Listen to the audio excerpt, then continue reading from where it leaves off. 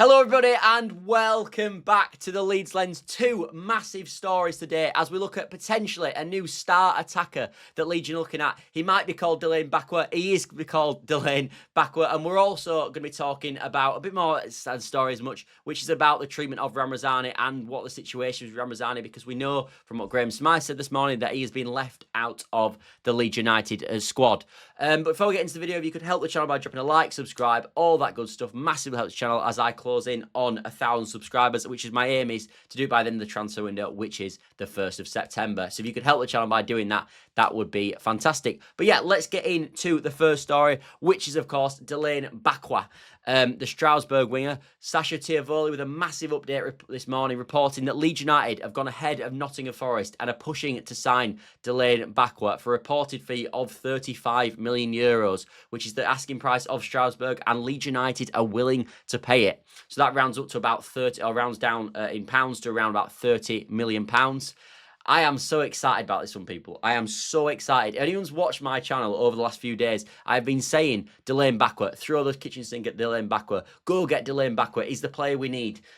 And it looks like that's what Leeds United are doing. Do they watch the Leeds Lens? They must watch the Leeds Lens. They definitely watch the Leeds Lens. They definitely do not watch the Leeds Lens. But yeah, this, as I said, this is genuinely, jokes aside, is fantastic news from Leeds United. It's the exact profile I think we need. I've been banging this drum from definitely since the Everton game on Monday, that Leeds United's priority position, in my opinion, along with a fullback, is a right winger. I think that's exactly what we need. Bakwa, of course, is a right winger.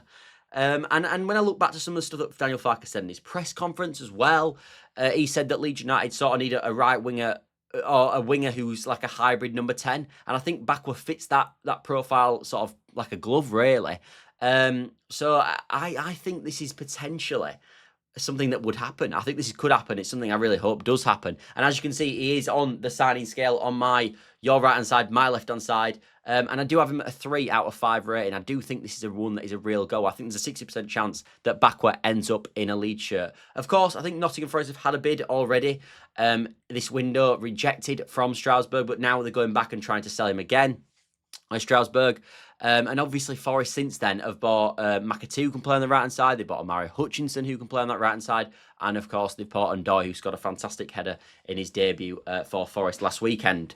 But, yeah, let's talk a bit more about Bakwa anyway in terms of player profile. So, as I said, 22 years old, right winger, left-footed, naturally does like to drift inside. One thing to mention with him as well is he is a set-piece taker. That is the key word. We don't have a set-piece taker. Well, if we sign Bakwa, we do have a set-piece taker. I've seen some of his free kicks as well.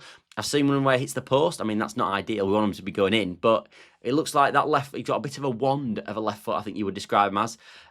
In terms of like his statistics from last year, he managed 6 goals and 8 assists in 30 games, 29 starts for Strasbourg, obviously, in the French league. The year before, from 2022 to 23, he got 3 goals, 6 assists in 31 games with 25 starts. But to be honest with you, it's similar numbers, this, to what Rafinha was doing before we signed him. And we know how that turned out. And I believe that Bakwa is younger than when we signed Rafinha as well. So yeah, this is... for me, this would be the statement signing for Leeds United this window for sure. I have been saying actually on this channel for a while now that the statement signing, I believe, will come with an opportunity in the market, which obviously Bakwa looks like he probably will be an opportunity in the market, quote unquote. But I've always said that statement signing will come right at the end of the window, because as we've talked about, Bakwa has had good offers all summer. Like, as I said, Nottingham Forest have been there. There's been a number of Premier League clubs, I believe, sniffed around his services. So he's been probably waiting, knowing Leeds United are interested, because we know, obviously, Bering Cross mentioned straight after the Paxao news when that deal fell away, that Bakwa was a key target for Leeds United as a sort of replacement. So we have been looking at him a while, but I think this is one that, again, has been an option in the market and an availability in the market due to some of his other moves not fully working. But, yeah, as I said, in terms of an injury record as well, so go back into sort of a bit of a player profile, he's only had 1 knee injury. He's had 1 injury all his career according to Transfermarkt, and it's one thing that he missed 4 games for a knee injury.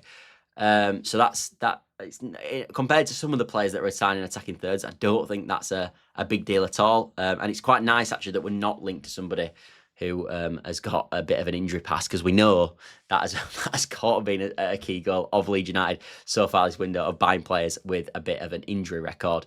In terms of his statistics as well, so I looked through the FootMob stats of Bakwa last season, and I thought I'd pick out a few key statistics for him that I could sort of present to you guys, of sort of things that I picked out as some of the better stuff. He created 47 chances in the French League last year, which put him in the 87th percentile for that.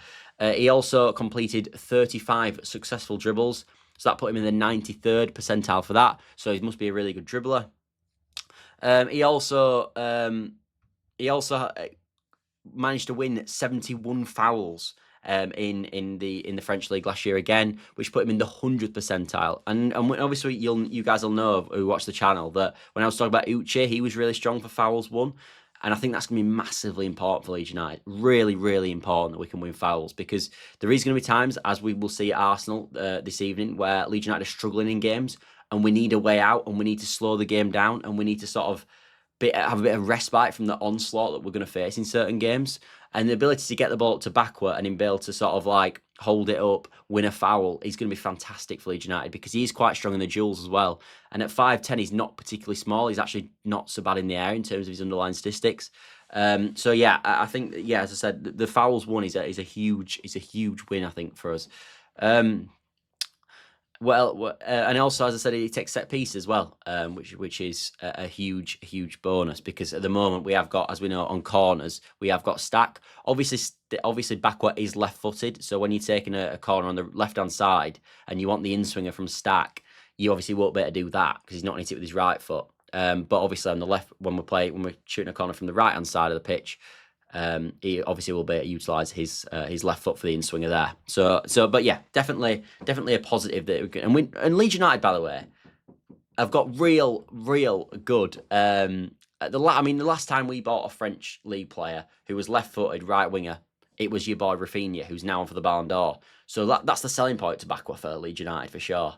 But yeah, as you can tell by the way I'm talking about this, I am genuinely really excited. And my message to Leeds United would be regarding this thing: get it done, Leeds. Get it done. Because the thing is, at 22 years old, like I've talked about in a number of videos, with the likes of Atara and Amari Hutchinson and the fees they've gone, which are 43 million and 38 million.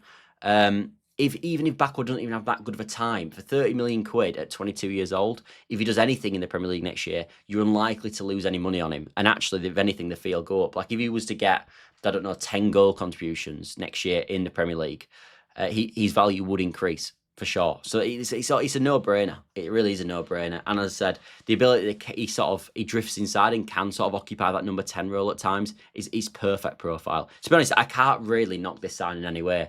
It's an absolute statement signing for me. It would be the statement signing.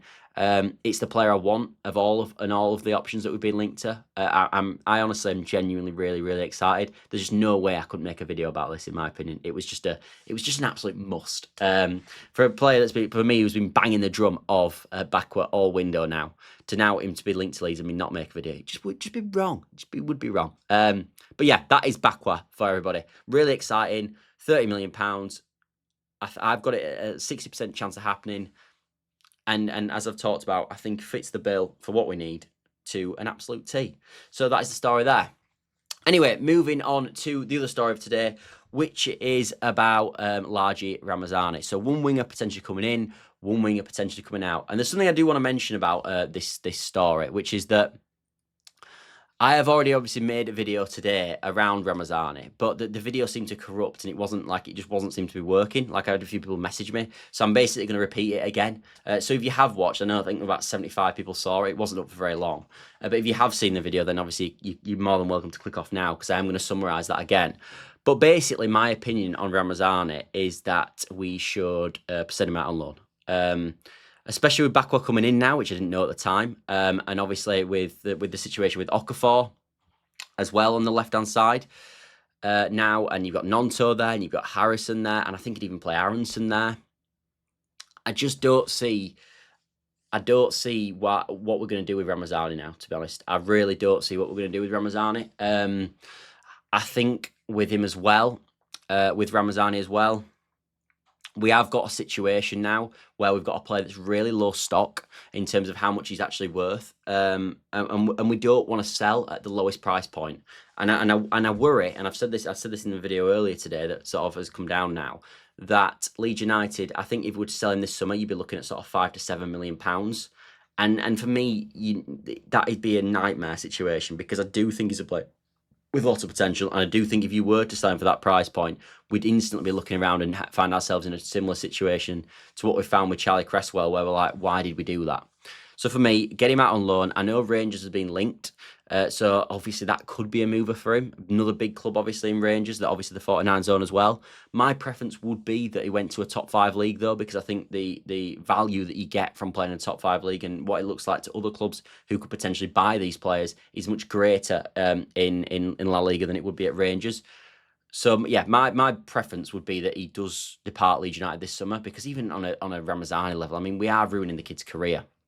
So yeah, as I said, get him out on loan for me, get him to a top 5 league, get him playing football again, get him having a good season, which I think he would have, and then either bring him back or sell him. And hopefully, if he does a good season, you could potentially get 20 million plus for him. And considering I think we'd be at probably a quarter of that or a third of that this summer, I think sending him out on loan is a no-brainer. But I think that's going to happen now, because I'm pretty sure it's now been reported since that it's not an injury and he's literally actually just been left out of the squad. But it's such a shame, innit? Like it's such a shame. Like for a player, everyone loves attacking players. It's the thing that gets you off your seat. It's the thing you go to watch Leeds games for, in my opinion. You don't go to watch Leeds games with the greatest respect to watch Perry in goal. You go to watch the attacking players. They're the people that get you off the feet. It's the goals that do that. And I think Ramazani's got that in abundance. He's an outgoing character. He's quite clearly a sort of fun guy in the dressing room to be around, and he's actually such a talented footballer. The way he can sort of his quick sprints left and right, and the way that his low centre of gravity, the way he can move left and right so quickly, like he's 100% a really talented footballer. To see the way it's gone with him, it's just, I don't know, it's just such a shame. But I never thought he was fully fancied at Leeds United, because I know people talk about sort of Ramazani start at Leeds United, and that was fantastic. But in the first game that we played, where Ramazani and Solomon were both available, Ramazani was on the bench, and Solomon didn't start unbelievably at Leeds, for the record. And then obviously Solomon got injured, and then Ramazani came into the team and did a really good job. Obviously scored in his debut away at Cardiff, I think, then scored away at Norwich, scored against Watford, which is the game obviously got injured. And then when he got injured, obviously Solomon came back into the team, started playing again.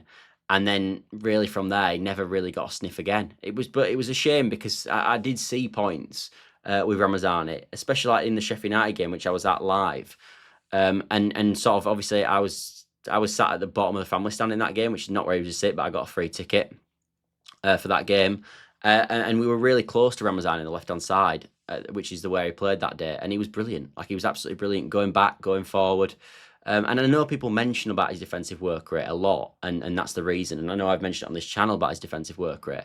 Thinking back to that game and looking back at the sort of numbers, his defensive work isn't that bad at all. It really isn't. Like, I don't think that's the reason Farke isn't playing him. I think Farke isn't playing him because he's too much of a risk when he's on the ball. Because we've seen a few subs appearance now from Ramazani, and they've just not been great at all, have they? Like, he's constantly being given the ball away, but he's just a player shot of confidence, at truth. So yeah, shame about Ramazani. Really excited though about Bakwa, and that is today's video. So yeah, I hope you guys have enjoyed it. And apologies for the sort of like weird upload where it's just been a bit of a mess today. Sometimes this can happen. It is YouTube and it is technology, so you know how that goes. But yeah, thanks all for watching as always, and I will catch you on the next one, everybody, for a match reaction this evening. So be there or be a square. I think, be a circle maybe. Definitely be a square. Anyway, bye for now.